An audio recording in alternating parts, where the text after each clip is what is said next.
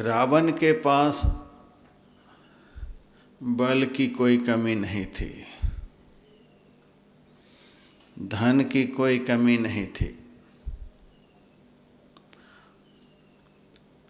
स्वजन संबंधियों की भी कोई कमी नहीं थी, विद्या बुद्धि की कोई कमी नहीं थी।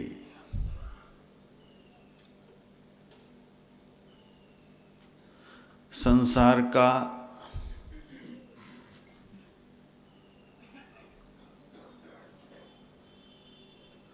जितना जो कुछ चाहिए सब रावण के पास में था।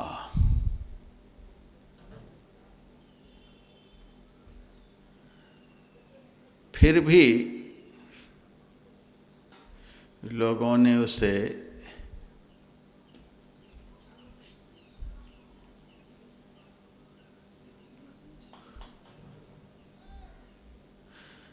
मनुष्य भी नहीं कहा।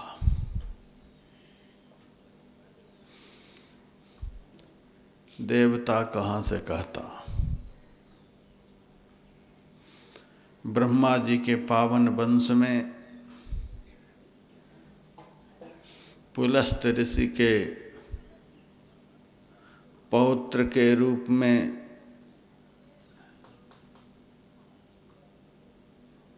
उनका जन्म हुआ था, फिर भी मनुष्य नहीं कहला सका।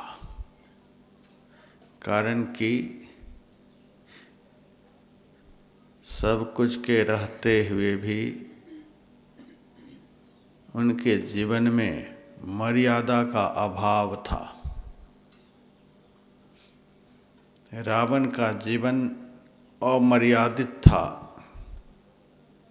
इसीलिए सब कुछ के रहते हुए भी वह राक्षस ही कहलाया। भगवान श्री राम के जीवन में क्या था?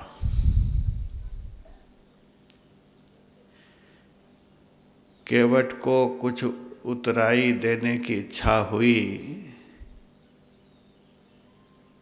तो उसके लिए सीता जी की तरफ देखना पड़ा कि इनको कुछ देना चाहिए, मेरे पास तो कुछ है नहीं, लेकिन देने की इच्छा है। पिय हिय की सिय जान निहारी, मन मुदरी मणि मुदरी मन मुदित उतारी। सीता जी ने अपनी अंगुली की अंगूठी खोल करके भगवान के हाथ में दिया और भगवान केवट को देने लगे। कहने का अभिप्राय, एक केवट को देने के लिए भी प्रत्यक्ष रूप में भगवान श्री राम के पास में कुछ भी नहीं था, सीता जी से लेकर दे रहे थे। कुछ नहीं रहने पर भी संसार के समस्त लोगों ने राम को मर्यादा पुरुषोत्तम कहा, राम को भगवान कहा। जो आचरण, जो व्यवहार, जो चरित्र, जो गुणवत्ता, जो शीलता, जो मर्यादा मनुष्य को भगवान बना देता है, ब्रह्मतुल्य आदरणीय बना देता है, त्रिलोक पूज्य बना देता है, वह मर्यादा भगवान श्री राम के जीवन में परिलक्षित होता है। संसार में बहुत दिनों तक जीना, बहुत कुछ बनकर जीना, यह सामान्य बात है, लेकिन मर्यादा से जीना यह बहुत महत्व की बात है।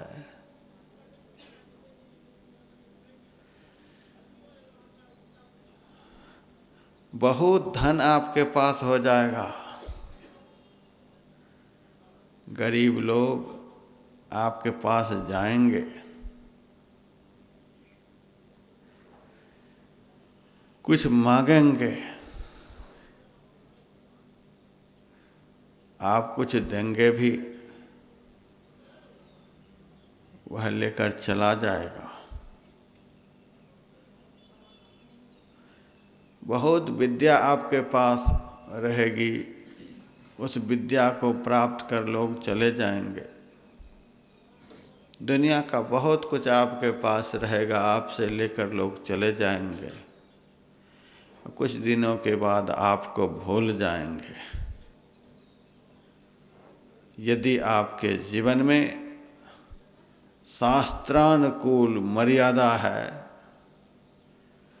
आपका जीवन मर्यादित है, मर्यादा में आप जीते हैं, श्वास लेते हैं, तो लोग आपको शरीर के रहते और शरीर के नहीं रहने पर भी कभी भूलेंगे नहीं।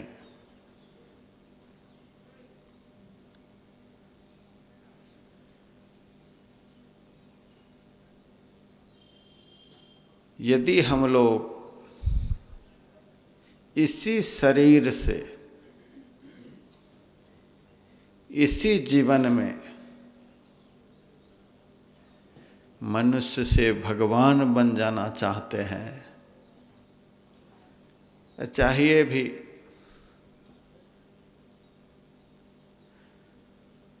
बलवान बन जाएंगे तो वह बलवत्ता एक दिन खत्म हो जाएगी।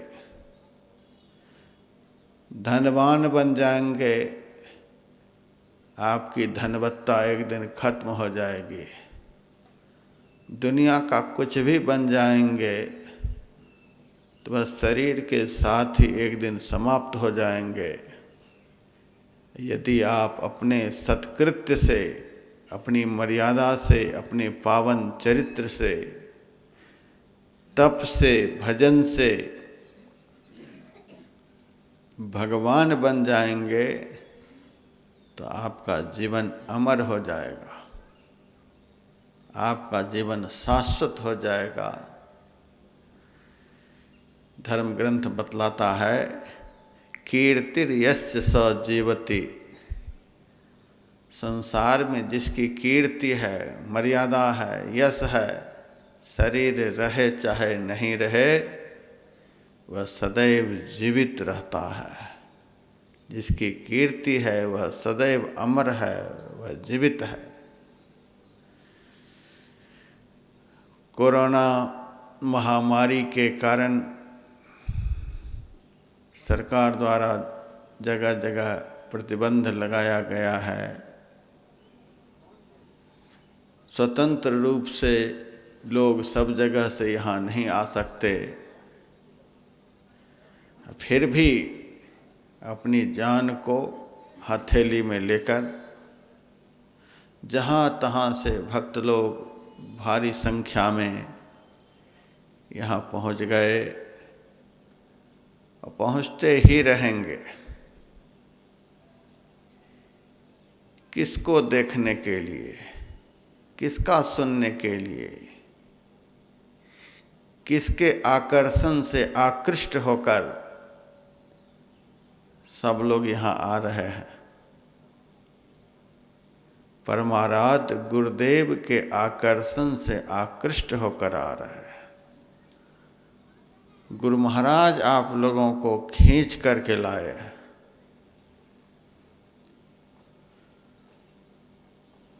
गुरु महाराज आप लोगों को आकृष्ट करके लाए हैं। गुरु महाराज आप लोगों को आत्मबल देकर यहाँ बुलाए हैं। नहीं तो डर के मारे बहुत लोग चाहते हुए भी यहाँ नहीं आ पा रहे। मैंने इस कुंभ मेला से पूर्व भी 2 बार कुंभ में शिविर लगाया। कुंभ मेला के अवसर पर हरिद्वार में पैर रखने की जगह नहीं होती है। आज हम पूरा हरिद्वार घूमकर देखते हैं, सोना सोना पड़ा हुआ है। बड़ा से बड़ा आश्रम सोना पड़ा है। जिस जगह पर लाखों की भीड़ होती थी वह जगह सोनी पड़ी हुई है। लेकिन गुरु महाराज का यह दरबार भरा भरा नजर आ रहा है।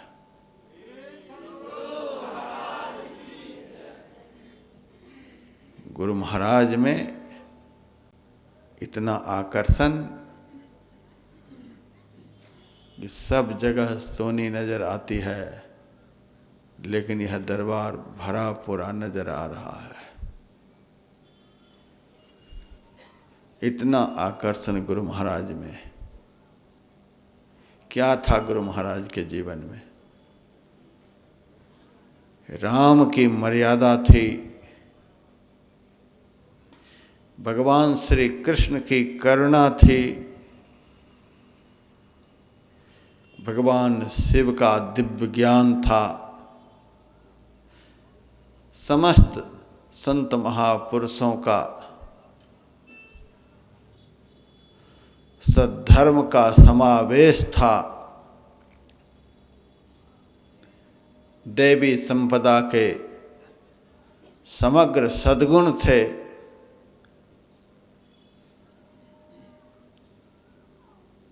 जिस कारण सब लोग आकृष्ट होकर के यहाँ पधारे हैं। ऐसा ही जीवन होना चाहिए। यह अमर जीवन है। गुरु महाराज के अमर जीवन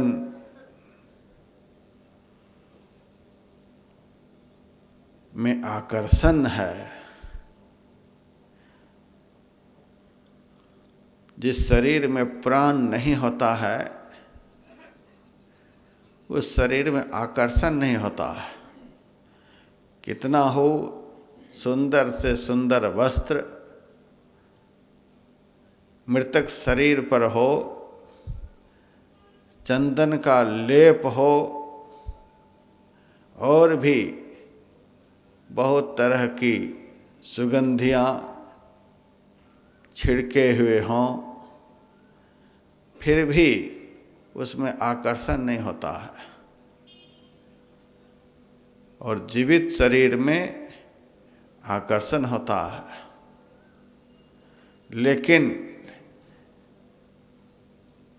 संसार में जिसके जीवन में मर्यादा नहीं, सच्चरित्रता की खुशबू नहीं, सद्ज्ञान का आकर्षण नहीं, तो जीवित शरीर में भी आकर्षण नहीं होता है। संत के जीवन में बड़ा भारी आकर्षण होता है। उसी आकर्षण से आकृष्ट होकर आप लोग यहाँ आए हैं। आप लोगों के जीवन को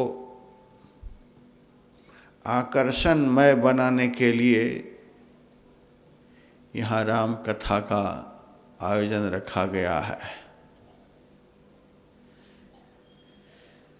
सब लोग अमर जीवन जीना चाहते हैं, मर्यादा में जीना चाहते हैं, अमर जीवन जीना चाहते हैं, प्रतिष्ठा से जीना चाहते हैं, सम्मान पूर्वक जीना चाहते हैं, पूजनीय होकर जीना चाहते हैं, आदरणीय होकर के जीना चाहते हैं।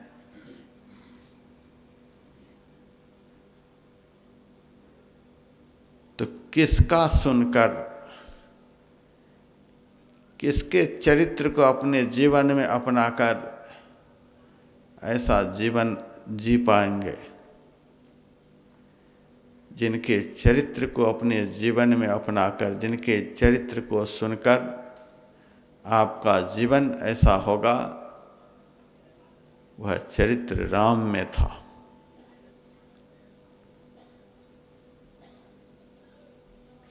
रामायण में तुलसीदास जी महाराज ने लिखा है, प्रात काल उठ कै रघुनाथा, मातु पिता गुरु नावहि माथा।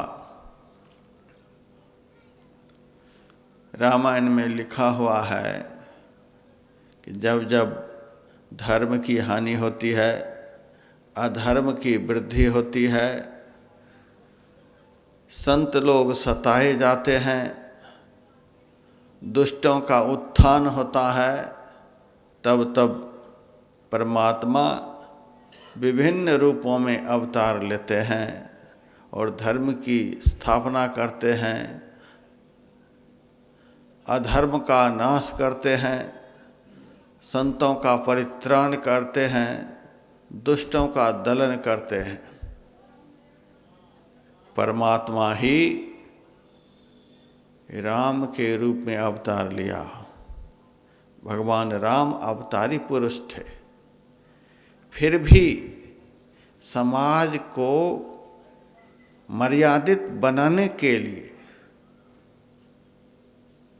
प्रात काल उठ कै रघुनाथा, मातु पिता गुरु नावहि माथा। प्रातः काल उठते ही माता के चरणों पर माथा रखकर, पिता के चरणों पर माथा रखकर, गुरुजनों के चरणों पर माथा रखकर वे प्रणाम करते थे। यदि हम लोग समाज में प्रणम्य होना चाहते हैं तो प्रणाम करना सीखें। समाज में आदरणीय होकर के जीना चाहते हैं तो आदर देना सीखें। समाज में वंदनीय होना चाहते हैं तो दूसरे को वंदन करना सीखें। समाज में पूजनीय होना चाहते हैं तो दूसरे की पूजा करना सीखें। समाज में बड़ाई के योग्य बनना चाहते हैं तो दूसरे की बड़ाई करना सीखें। समाज में स्तुति के योग्य यदि होना चाहते हैं तो दूसरे की स्तुति करना सीखें। जब तक इन चीज़ों को हम लोग नहीं सीखेंगे तब तक बड़ाई के योग्य, आदर के योग्य हम नहीं बन सकते। भगवान राम ने अपने आचरण में ऐसा करके समाज को सिखलाया। वे भगवान थे। गुरु महाराज, कोई ऐसा दिन नहीं था कि रामायण नहीं सुनते थे। जीवन मुक्त ब्रह्म पर चरित सुनहि तजि ध्यान। जीवन मुक्त गुरु महाराज थे, परात्पर ब्रह्म के स्वरूप वे थे। दिन रात अखंड समाधि की अवस्था में निमग्न रहते थे, फिर भी राम का चरित्र वे प्रतिदिन सुनते थे। सुनने लायक उनका चरित्र था, आचरण में ढालने लायक उनका चरित्र था। इसीलिए संत होते हुए भी गुरु महाराज राम के चरित्र को प्रतिदिन सुनते थे। जिस चरित्र को हमारे आराध्य देव प्रतिदिन सुनते थे, क्या उन मर्यादा पुरुषोत्तम भगवान श्री राम का चरित्र हम लोगों को नहीं सुनना चाहिए? अवश्य सुनना चाहिए। प्रात काल उठ कै रघुनाथा, मातु पिता गुरु नावहि माथा। इस धरती पर बहुत सारे तीर्थ हैं, सब लोग सारे तीर्थों में नहीं जा सकते, इतने तीर्थ हैं। यदि संसार के सारे तीर्थों का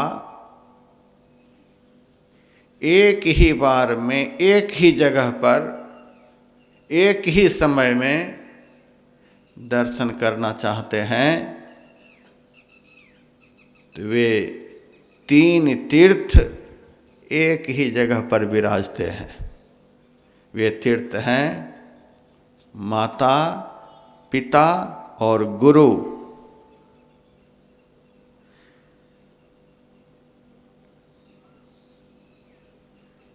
चैतन्य महाप्रभु अपने शिष्यों के साथ विचरण करते हुए एक गांव में गए और उस गांव में जाकर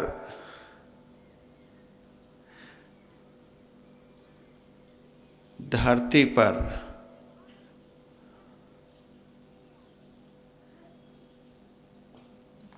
धूल में लौटने लगे।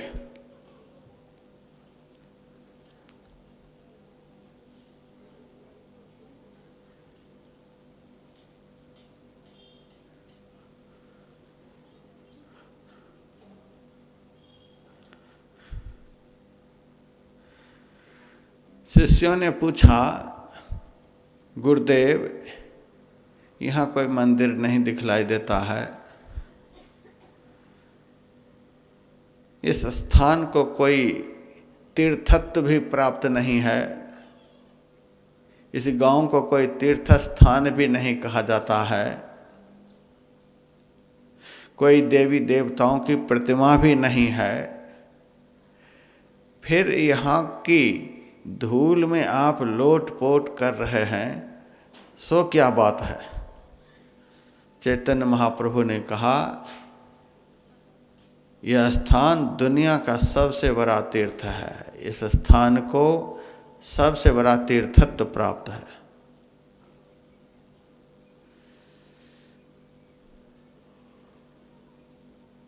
शिष्यों ने कहा, इस स्थान को कौन सा तीर्थ कहा जा सकता है? तो चैतन्य महाप्रभु ने कहा, यह स्थान गुरु तीर्थ के नाम से जाना जाता है। इसी स्थान पर हमारे गुरुदेव का जन्म हुआ है। यह गुरु तीर्थ है, दुनिया का सबसे बड़ा यह तीर्थ है। गुरु तीर्थ दुनिया का सबसे बड़ा तीर्थ।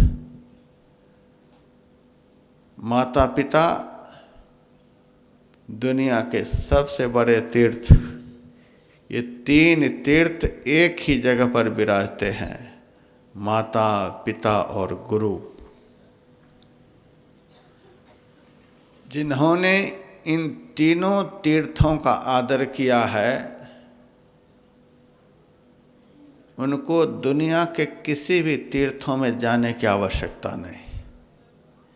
सारे तीर्थों में जाने का पुण्य, सारे तीर्थों में स्नान करने का पुण्य,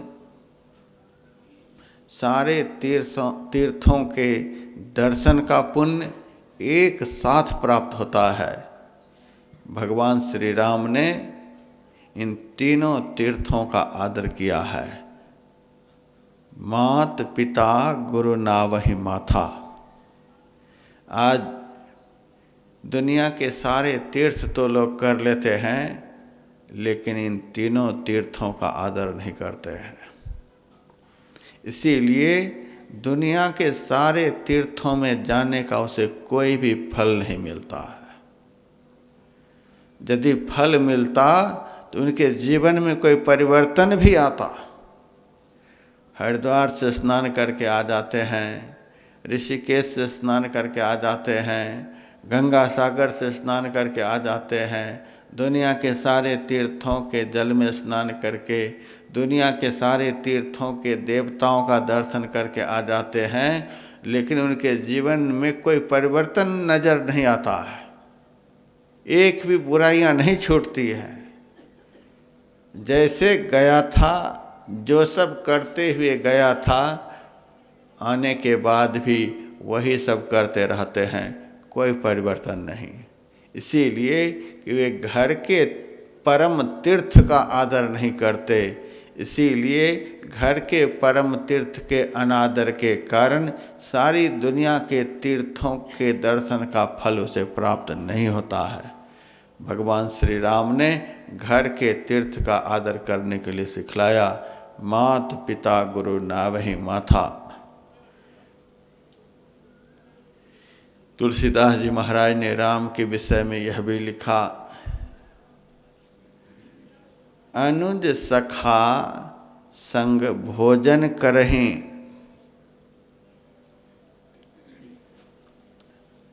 अपने मित्र के साथ, अपने संगी के साथ, अपने भाइयों के साथ बैठ करके एक साथ भोजन करते थे, एक जैसा भोजन करते थे। आजकल लोग छिप छिप करके खाते हैं, इसीलिए उनका खून कभी साफ नहीं होता है। विदुर नीति में लिखा हुआ है कि अपने आश्रित जनों के रहने पर भी जो उत्तम पदार्थ अकेले में बैठ करके खाता है, उनके जैसा क्रूर संसार में कोई भी नहीं होता है। एक जैसा भोजन एक स्थान पर सबके साथ बैठ करके ग्रहण करना, यह राम का जीवन था। आज घर में द्वेष है, आज आश्रम में द्वेष है, आज समाज में द्वेष है, एक रूपता नहीं होने के कारण। कोई कुछ खा रहा है, कोई कुछ खा रहा है, कोई कुछ खा रहा है। आचरण के पार्थक्य के कारण आपस में प्रेम नहीं है। इसीलिए मैं आप लोगों को राम कथा सुनाने के लिए जा रहा हूँ। आपका आचरण ऐसा हो कि किसी के अंदर आपके आचरण को देखकर मन में विद्वेष न पैदा हो। एक जैसा भोजन एक साथ बैठकर एक ही जगह पर भगवान ग्रहण करते थे, ऐसा ही होना चाहिए। देखिएगा आपस में कितना प्रेम बढ़ेगा। उसके बाद मातु पिता आयसु अनुसरहीं, जिनके आदेश का पालन सारे विश्व ब्रह्मांड के प्राणी करते हैं, क्योंकि साक्षात ब्रह्म के अवतार थे राम। लेकिन वे भी माता पिता और गुरु की आज्ञा का पालन करते थे। श्रेष्ठ लोगों की आज्ञा का अक्षरशः पालन करने से समग्र सद्गुणों का अंदर में समावेश होता है। मात पिता आयसु अनुसरहीं,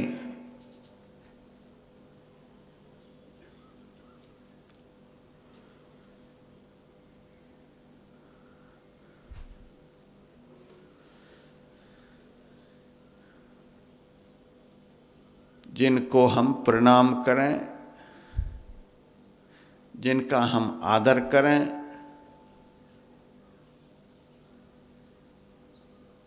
उनकी आज्ञा का भी पालन करें, आदर करें और आज्ञा का पालन नहीं करें तो इसको शिष्टाचार नहीं कहते हैं।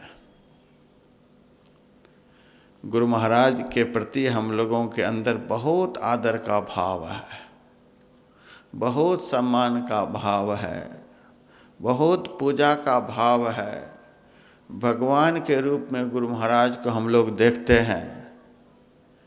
और यदि इनके आदेशों का हम लोग पालन नहीं करते हैं, इनके कहे अनुकूल हम आचरण नहीं करते हैं, तो समझिए हम पूर्ण रूप से इनका आदर नहीं कर रहे हैं। इसको आदर नहीं कहते हैं। कभी कभी मैं सत्संग में सुनाता हूँ, लोग भगवान को मानते हैं, लोग शास्त्र को मानते हैं, लोग गुरु को मानते हैं, लोग संत को मानते हैं, लेकिन संत की नहीं मानते, गुरु की नहीं मानते, शास्त्र की नहीं मानते, भगवान की नहीं मानते। को मानते हैं, की नहीं मानते। इसका मतलब क्या? हम भगवान को मानते हैं, लेकिन भगवान जो कहते हैं, जो करके बतलाए हैं, इसको नहीं मानते।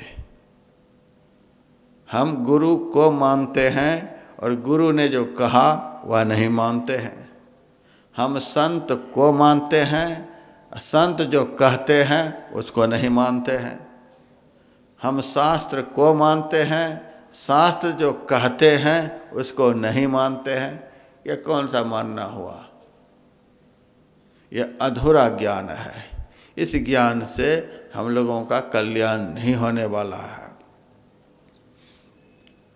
तो भगवान श्री राम माता पिता गुरु गुरुजन श्रेष्ठ जन सबका आदर करते थे और आयसु अनुसरहि सबके आदेश का पालन भी करते थे, सबकी आज्ञा का पालन भी करते थे।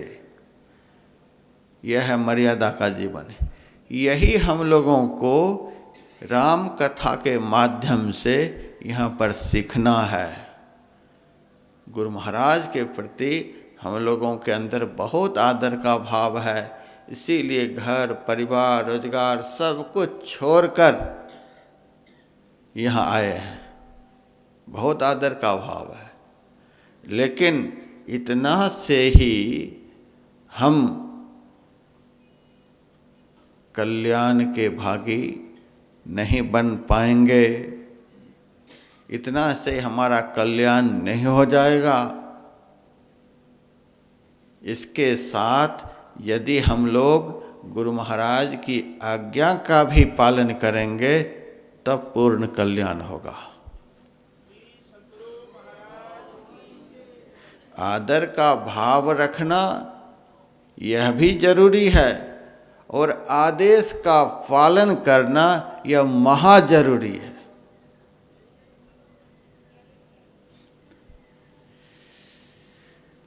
गुरु महाराज की वाणी में है, तन मन धन को अर्पी गुरु पद सेव करो।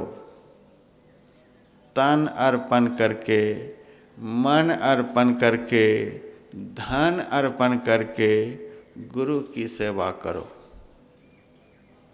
लेकिन इसके साथ भी गुरु महाराज ने यह भी कह दिया, मैं ही आज्ञा पाली दुस्तर भव सुख से तरो। जिस भव सागर का पार करना बहुत कठिन है, संसार सागर से निस्तार पाना बहुत कठिन है, दुख सागर को पार करना बहुत कठिन है, लेकिन इस दुखमय संसार सागर को सहज रूप से पार हो जाना चाहते हैं तो गुरु महाराज कहते मैं ही आज्ञा पाली। संत सद्गुरु की आज्ञा का पालन करो। वे जो कहते हैं उसका यदि हम अच्छी तरह से परिपालन करते हैं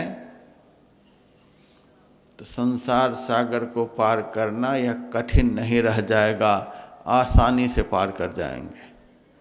केवल आदर करते रहेंगे, प्रणाम करते रहेंगे। एक माता जी को अभी मैंने देखा, यहाँ आदेश पालन की बात सुनाई जा रही है, संत की आज्ञा का पालन करो, सद्गुरु की आज्ञा का पालन करो, शास्त्र की आज्ञा का पालन करो। यह आदेश पालन की बात सुनाई जा रही है, लेकिन वह माई सब कुछ को दरकिनार करके पता नहीं प्लास्टिक में 2 किलो क्या लेकर के आई है, वह लेकर के नाच रही है, कभी बाईं तरफ कभी दाईं तरफ। आखिर जब तक वह आगे नहीं आ गई, जब तक सत्संग में विक्षेप पैदा नहीं कर दिया, तब तक उनको संतोष नहीं हुआ। आदर का भाव है, इसीलिए क्या से क्या लेकर के आई। हम नहीं कहते कि आदर का भाव नहीं है, लेकिन आज्ञा का पालन नहीं, इसीलिए पूर्ण ज्ञान उसको नहीं हुआ कि सत्संग के समय किस तरह से सत्संग वचन को श्रद्धा समन्वित होकर के श्रवण करना चाहिए। सत्संग के समय विक्षेप पैदा नहीं करना चाहिए, आगे आकर के प्रणाम नहीं करना चाहिए। इस कदर से सत्संग में सत्संग के समय बैठना चाहिए कि बगल वाले को भी पता नहीं चले कि ये कब आकर के बैठ गए हैं। तो जब तक राम की मर्यादा का ज्ञान नहीं होगा, तब तक आपका जीवन मर्यादित नहीं होगा। राम का चरित्र हम इसीलिए आप लोगों को सुनाने के लिए जा रहे हैं। राम का चरित्र ऐसा है, वे सबको प्रणाम भी करते हैं, सबका आदर भी करते हैं और सबकी आज्ञा का पालन भी करते हैं। आदर करना कुछ और बात है, चीनी लेकर के आ गए, प्रसाद लेकर के आ गए, फूल लेकर के आ गए, प्रणाम करने के लिए आ गए, यह तो आदर की बात हुई। लेकिन यहाँ से जो आज्ञा पालन करने के लिए बतलाया जा रहा है, उसका पालन नहीं हो रहा है। यह पूर्ण मर्यादा का जीवन नहीं। आप भगवान नहीं बन पाएंगे। भगवान बनने के लिए को और की दोनों को ध्यान में रखना पड़ेगा। राम को मानना होगा, राम की मानना होगा, शास्त्र को मानना होगा, शास्त्र की मानना होगा, माता पिता को मानना होगा, माता पिता की मानना होगा, गुरु को मानना होगा, गुरु की मानना होगा, संत को मानना होगा, संत की मानना होगा, दोनों होगा, तब पूर्ण ज्ञान होगा, तब पूर्ण मर्यादा का ज्ञान होगा। हम सब को मानते हैं और किसी की नहीं मानते, ऐसा जीवन नहीं होना चाहिए। तो माता पिता आयसु अनुसरहि, माता पिता के आदेश का पालन भी करते हैं। संत तुलसीदास जी महाराज ने रामचरितमानस की रचना की। इसमें राम के चरित्र का तुलसीदास जी महाराज ने गायन किया है। शुरू से अंत तक राम के ही विषय में वे लिखते, उनके इष्ट राम थे। लेकिन तुलसीदास जी महाराज ने रामायण में सभी देवी देवताओं को भी प्रणाम किया है। पढ़िए रामायण को। हमारे परमाराध्य गुरुदेव संत की स्तुति में संत तुलसीदास जी महाराज का भी नाम लिया है। तुलसीदास जी महाराज के प्रति हमारे गुरुदेव के अंदर में कितना आदर का भाव। इनके बहुत सारे प्रवचनों को हम लोग सुने, कोई ऐसा प्रवचन नहीं होगा जिस प्रवचन में संत तुलसीदास जी महाराज की वाणी नहीं होगी। इतना आदर का भाव। इतने बड़े संत और अपने इष्ट का चरित्र लिख रहे हैं और अपने इष्ट का नाम तो बाद में लिया है। देवी देवताओं को प्रणाम कर रहे हैं, ऋषि मुनियों को प्रणाम कर रहे हैं,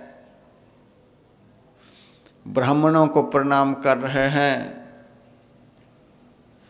दशरथ जी को प्रणाम कर रहे हैं, कौशल्या को प्रणाम कर रहे हैं, राजा जनक को प्रणाम कर रहे हैं, सारे भक्तों को प्रणाम कर रहे हैं। यहाँ तक रामायण में लिखा हुआ है, देव दनुज मुनि नाग खग प्रेत पितर गंधर्व बंदों किन्नर रजनीचर कृपा करहु अब सर्व। राक्षस को भी प्रणाम कर रहे हैं,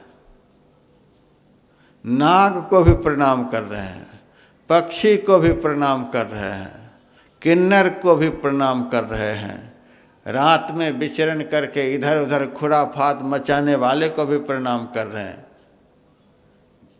अंत में कह दिया सर्व, सबको प्रणाम कर रहे हैं।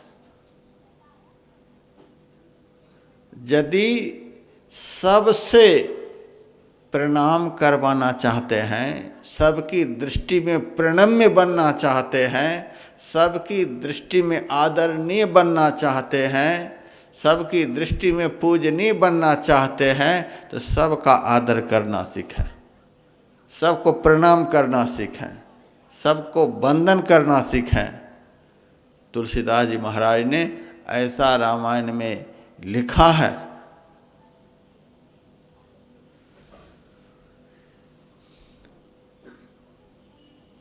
हम किसी का आदर करते हैं, वहीं पर किसी का अनादर करते हैं, ऐसा संत का ज्ञान नहीं। राम की कथा, रामायण की कथा इसीलिए मैं आप लोगों को सुनाने के लिए जा रहा हूँ कि आप लोगों का जीवन ऐसा हो कि जो भी आपके सामने आए, आपके अंदर उनके प्रति आदर का भाव हो, सम्मान का भाव हो। सबका आप आदर करेंगे, सबका आप सम्मान करेंगे, सबको आप प्रणाम करेंगे, यथा योग्य सबकी आप बड़ाई करेंगे, तो आप संसार में बड़ाई के पात्र बन जाएंगे। शरीर आपका नहीं भी रहेगा तो भी आप संसार में सम्मान के योग्य, बड़ाई के योग्य बने रहेंगे। लोग आपके फोटो घर में लगा करके आपको सब दिन अगरबत्ती दिखलाएंगे, धूप दिखलाएंगे, आरती करेंगे, आपका नाम जस गाएंगे। आप लोगों के जीवन को ऐसा ही आदरणीय, पूजनीय, सम्माननीय बनाने के उद्देश्य से इस कुंभ मेला के अवसर पर रामायण की कथा सुनाने के लिए मैं जा रहा हूँ।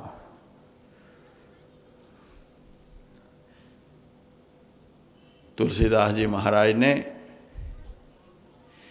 सबका वंदन किया है।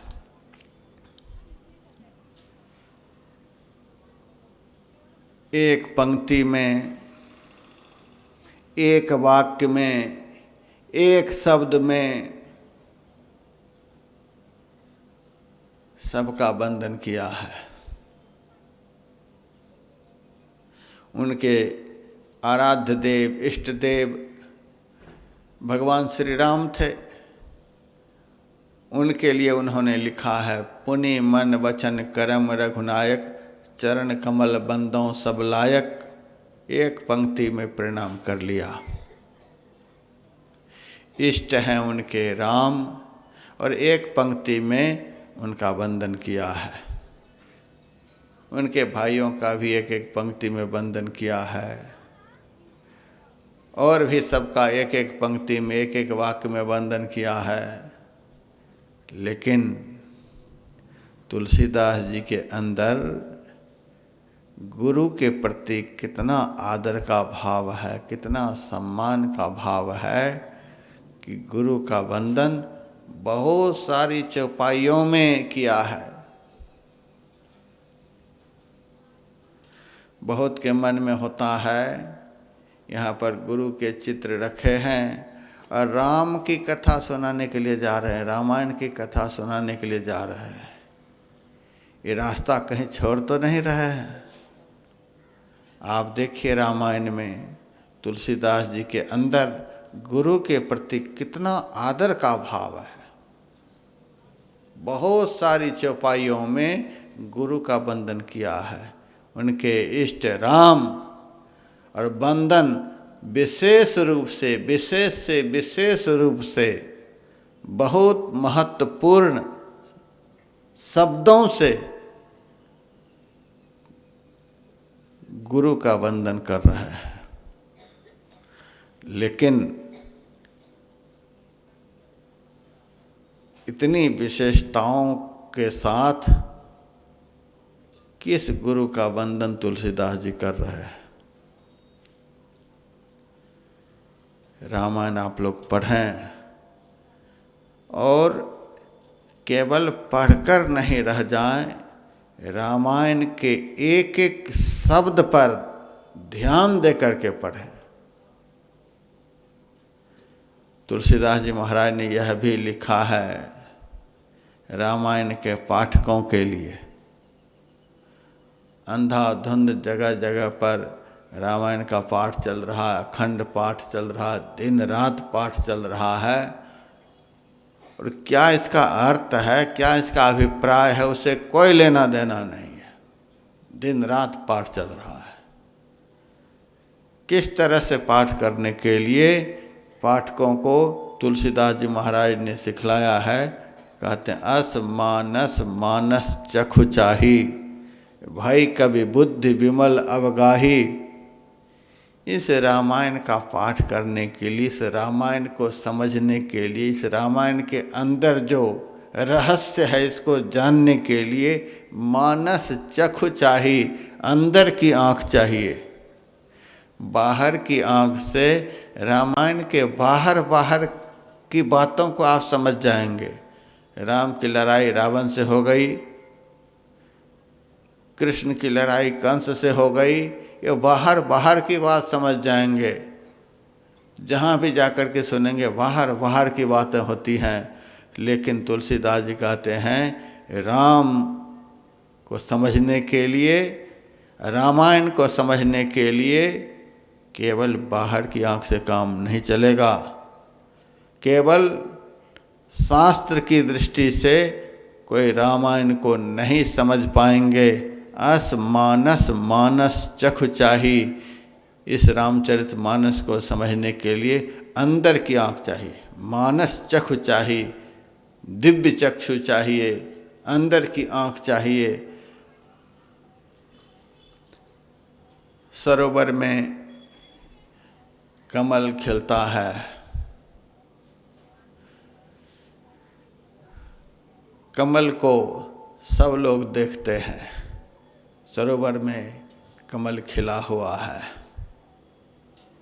सीपियाँ तैरती हैं, उसको भी लोग देख लेते हैं। लेकिन सरोवर के जल गर्भ में क्या सब है, इसको कोई नहीं देख पाते। ऊपर में क्या सब है वह तो ऊपर की आँख वाले को दिखलाई पड़ती है, लेकिन उस जल गर्भ में क्या सब छिपा हुआ है वह कोई इस आँख से नहीं देख सकते। उसके लिए तो सरोवर में जाल डालना पड़ता है। जाल डालने के बाद फिर जल गर्भ में जो कुछ होता है वह देखने में आता है। उसी तरह से रामायण के ऊपर प्रसंग को तो आसानी से सब लोग समझ जाते हैं।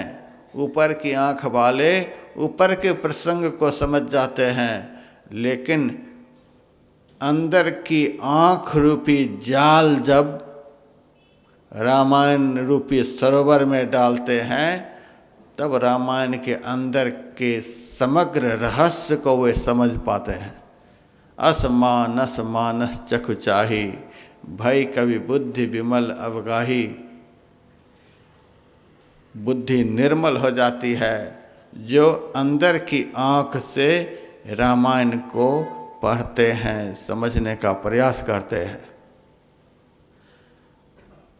तो तुलसीदास जी महाराज ने बहुत सारी चौपाइयों में, कुछ दोहों में गुरु की स्तुति की है, लेकिन इतना सम्मान, इतना आदर, इतनी बड़ाई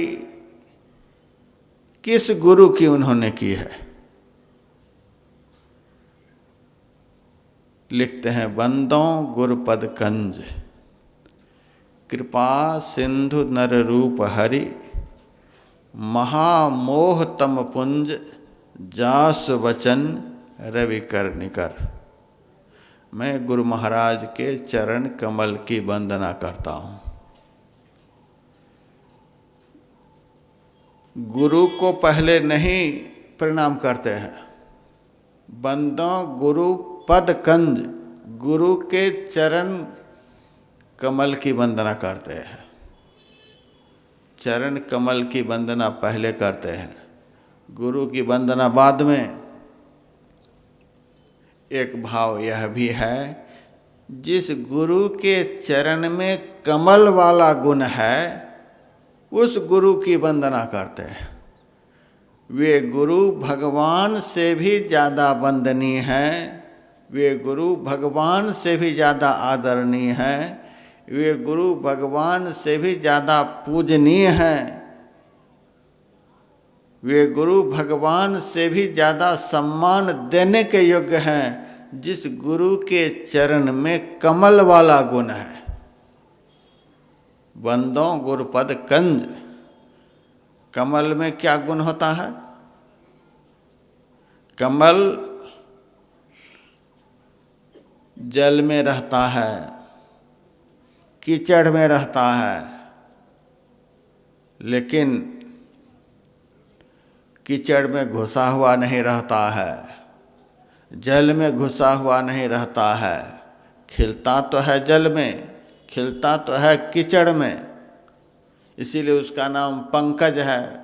पंख में उसका जन्म होता है, इसीलिए उनका नाम जलज है। जल में उनका जन्म होता है, जन्म जल में होता है, जन्म कीचड़ में होता है, लेकिन वह दिखलाई देता है जल से ऊपर, कीचड़ से ऊपर। जल जन्म जल में, जन्म कीचड़ में, लेकिन वह अपने को जल से कीचड़ से अलग करके रखता है। जन्म कहीं और जीवन कहीं। इस संसार को संतों ने जल के समान बतलाया है। जल दिखलाई तो नहीं दे रहा है संसार में, लेकिन कहते हैं यह संसार जल रूप है। जैसे जल में जाकर आदमी डूब जाता है, यह संसार ऐसा जलमय है, जल दिखलाई तो नहीं देता है, लेकिन चींटी से लेकर ब्रह्मा पर्यंत सब डूब रहे हैं। डूबने से कोई बाकी नहीं है। जो इस संसार रूपी जल से डूबने से बचे हुए हैं, उसी को संत कहते हैं, उसी को सद्गुरु कहते हैं। संसार बहुत गंभीर जल के समान है। संसार वार्ध तरतुम सूक्ष्म मार्ग अवलंब्य, उपनिषद में लिखा हुआ है। यह संसार जल से भरा हुआ है और इस संसार के लिए कहा जाता है यह संसार कीचड़ से भरा हुआ है। यह संसार जल से भरा हुआ, यह संसार कीचड़ से भरा हुआ। जो इस संसार में आता है वह डूबने से बचता नहीं है। सब डूब रहे हैं। पानी दिखलाई नहीं देता है, लेकिन डूब रहे हैं सब। यह बड़ा विचित्र संसार है। पानी दिखलाई नहीं दे और सब डूबता रहे। बहुत भक्त यहाँ आए हैं, मैं उनसे पूछता हूँ कितने दिनों के लिए आए हैं, तो महाराज 1 महीना तक रहेंगे, खूब सत्संग ध्यान का आनंद लेंगे, मेरा मन बड़ा खुश होता है। चलो 1 महीना। 1 महीना के बाद 1 महीना के बाद तो महाराज फिर यहाँ से जाएंगे। कहाँ जाएंगे? जहाँ से आए हैं, जिस गति से आए हैं, जिस दुर्गति से आए हैं, वहीं फिर जाएंगे। कुछ तो कहते हैं 15 दिन के बाद चले जाएंगे, कुछ कहते हैं 10 दिन में चले जाएंगे, कुछ कहते हैं 4 दिन में चले जाएंगे, और कुछ तो इसी सत्र के बाद चले जाएंगे। कहाँ जाएंगे? इस टापू को छोड़कर कहाँ जाएंगे? डूबने के लिए जाएंगे? इस सत्संग पंडाल से, इस सत्संग के वातावरण से, इस ध्यान के वातावरण से, इस पवित्र स्थान पर से आप कहाँ जाएंगे? डूबने के लिए जाएंगे।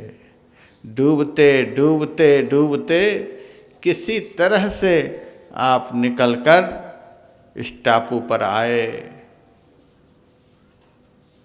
और बहुत तैयारी में है, महाराज जाना भी है।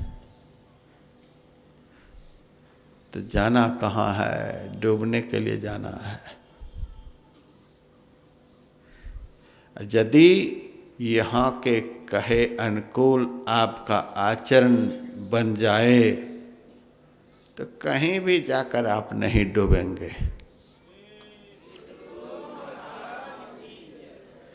इस संसार को कीचड़ के समान बतलाया गया है, इस संसार को जल रूप बतलाया गया है। सब डूब रहे हैं, सब यहाँ से दागी बन करके जा रहे हैं। बढ़िया कपड़ा पहने हुए हैं, थोड़ा सा कीचड़ का छींटा पड़ जाए, कपड़ा का सौंदर्य खत्म हो जाता है। कपड़ा सुंदर है, 2-4 छींटा भी पड़ जाए उस पर तो कपड़ा की सुंदरता खत्म हो जाती है। कबीर साहब की वाणी में, ध्रुव प्रहलाद सुदामा ने ओढ़ी, ओढ़ी के निर्मल कीनी चदरिया। दास कबीर ने ऐसी ओढ़ी, ज्यों के त्यों धरी दीनी चदरिया। इस संसार में ध्रुव जी भी आए, प्रहलाद जी भी आए, सुदामा जी भी आए, नानक आए, सूर आए, तुलसी आए, बहुत महापुरुष इस संसार में आए।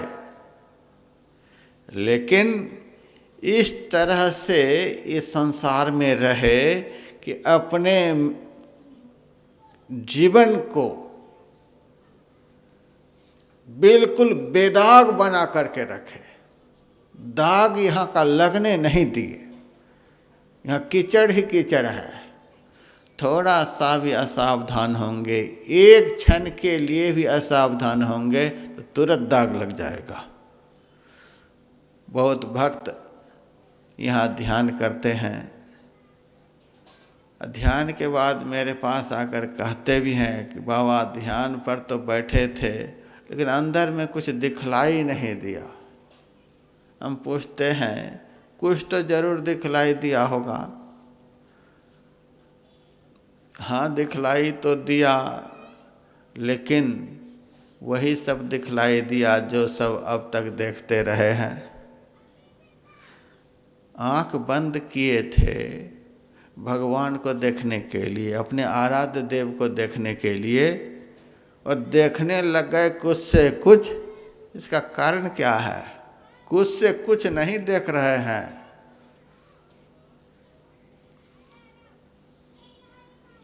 संसार रूपी कीचड़ में असावधानी के साथ जो रहे हैं वही सब देख रहे हैं।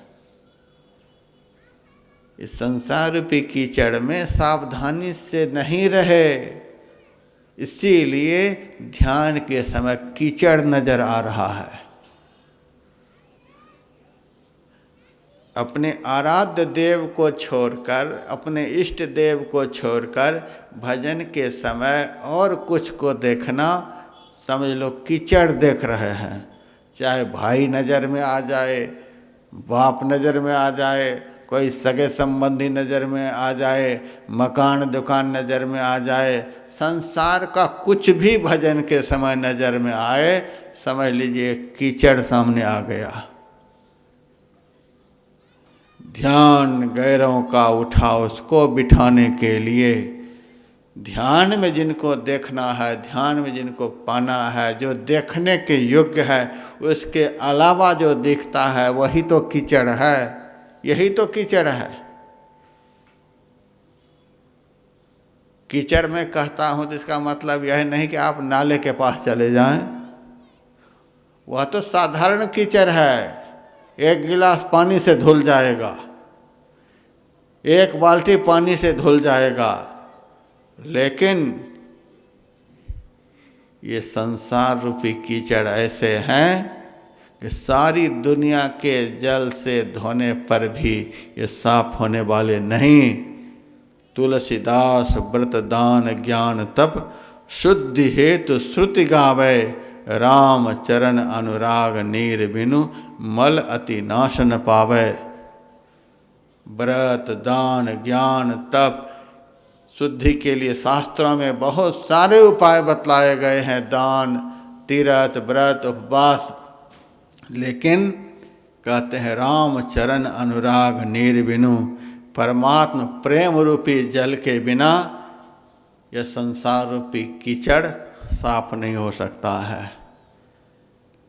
ध्यान करते करते, ध्यान लगाते लगाते जब विरह प्रेम का जल आँख के माध्यम से स्रावित होने लग जाता है, तो उसी विरह प्रेम रूपी जल के द्वारा जन्म जन्म का कीचड़ साफ होता है।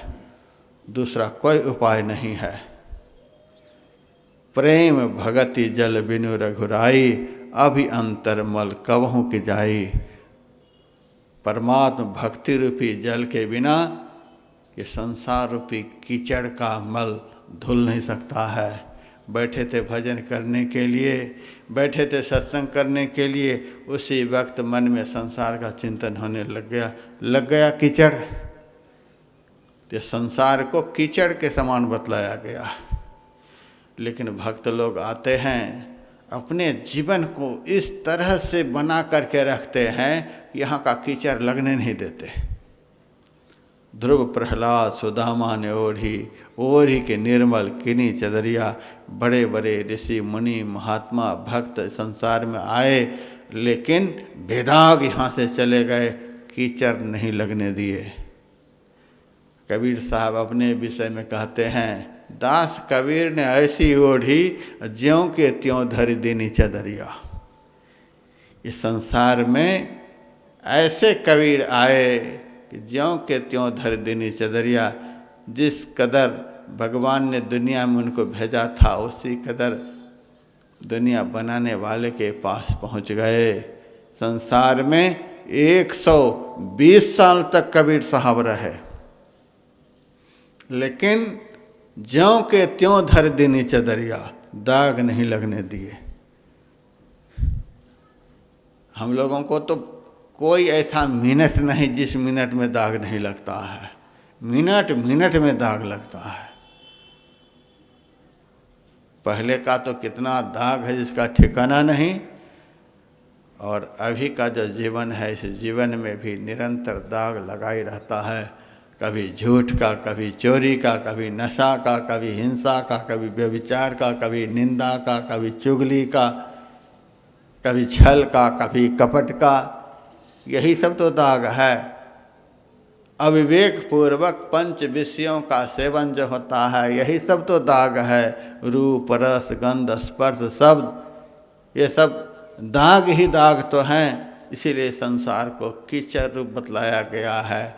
जो इस संसार में आते हैं वे दागी बन कर के ही रहते हैं, दागी बन कर के ही जाते हैं। कुछ तो आते हैं यहाँ दाग पर दाग लगाने के लिए, और कुछ आते हैं लगे हुए दाग को धोने के लिए। उसी को भक्त कहते हैं, जो सारे जीवन संसार रूपी कीचड़ को भक्ति रूपी जल के द्वारा धोते रहते हैं, लगे हुए दाग को धोते रहते हैं सारे जीवन। आप लोग जो यहाँ बैठे हुए हैं दाग को धो रहे हैं, पूरा धुल गया है सो बात नहीं, धो रहे हैं।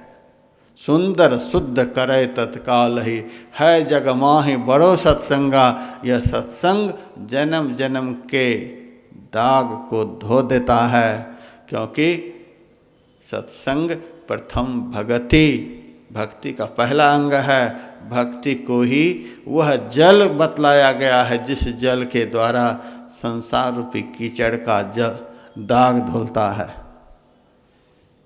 आप दाग को धो रहे हैं बैठ करके। आप मंदिर में चले जाएंगे लेकिन इस तरह से मन पवित्र नहीं रहेगा। आप तीर्थों में चले जाएंगे, इस तरह से मन पवित्र नहीं रहेगा। लेकिन यह सत्संग जो है ये महापवित्र स्थान है। इससे बड़ा कोई तीर्थ नहीं हो सकता, इससे बड़ा कोई यज्ञ नहीं हो सकता, इससे बड़ा दुनिया का कोई सत्कर्म नहीं हो सकता जो मन के दाग को, विषय के दाग को समाप्त कर सके। सुंदर शुद्ध करे तत्काल ही, है जग माहि बड़ो सत्संगा। तत्काल यह मन के दाग को, संसार रूपी कीचड़ को धो करके बहा देता है। आप लोग यहाँ धो रहे हैं, जो यहाँ आकर के संसार रूपी कीचड़ को धो रहे हैं वे भक्त कहलाते हैं। जिसका स्पर्श संसार कर नहीं सकता है उसको संत कहते हैं। उनको धोना नहीं है। संत को संसार में आकर के दाग धोना नहीं है, वे दागी के दाग को धोने के लिए अवतार लेते हैं।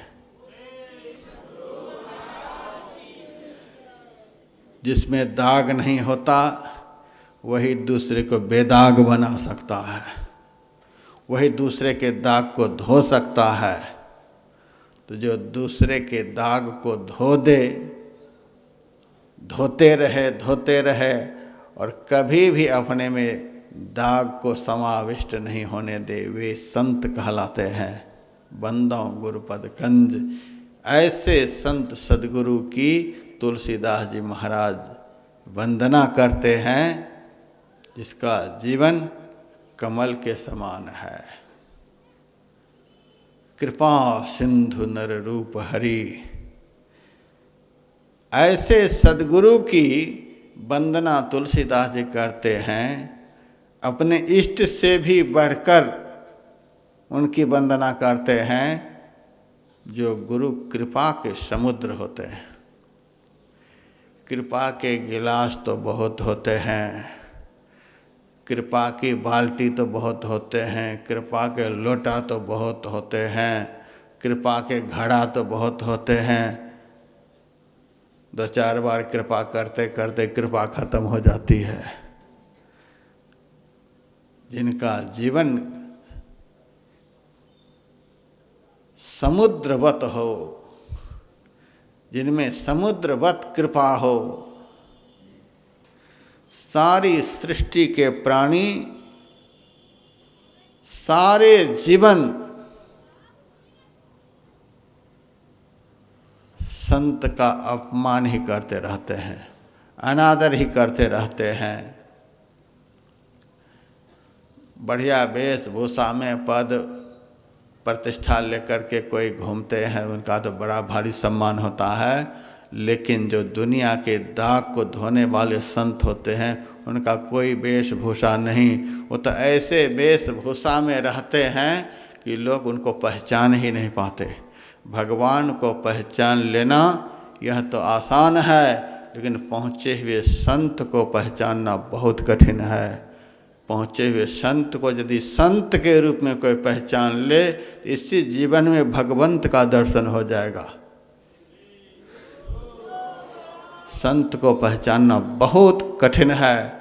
ऐसे भेष में रहते हैं, ऐसे बाहर से रहते हैं, ऐसे बनकर के रहते हैं, जल्दी उनको लोग पहचान नहीं पाते हैं। इसीलिए सब उनका आदर नहीं करते। लेकिन उनकी कृपा सदैव सबके ऊपर बरसती रहती है।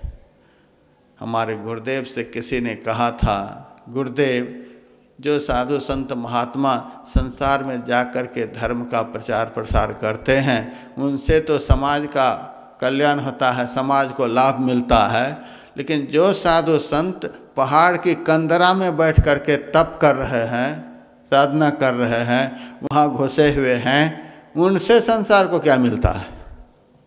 वे तो कंदरा में बैठे हुए हैं, वे तो केवल अपना कल्याण कर रहे हैं। हमारे गुरुदेव ने कहा था, देखो जी, घटा में छिपा हुआ सूरज भी अपनी गर्मी देने से कभी भी नहीं चूकता है।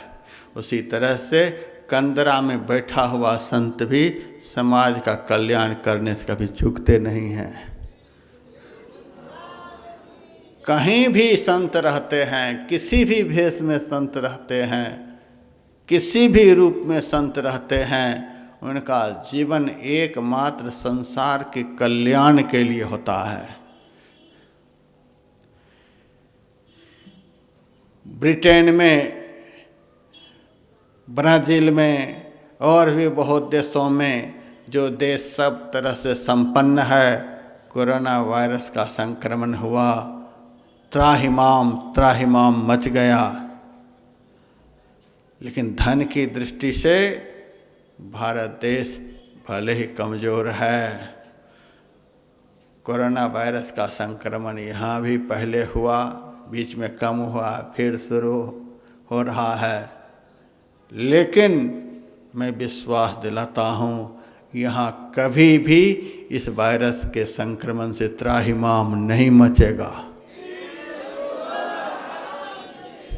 इसीलिए नहीं मचेगा, अन्य देशों में धन बहुत है, विद्या बुद्धि बहुत है, और कुछ बहुत है, लेकिन संत किसी देश में नहीं, संत इस भारत देश में है।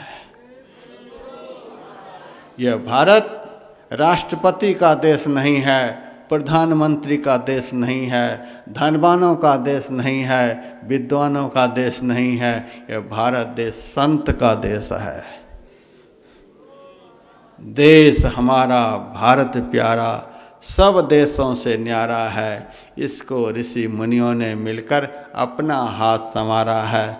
संत इसको संभालने के लिए 24 घंटे तैयार हैं।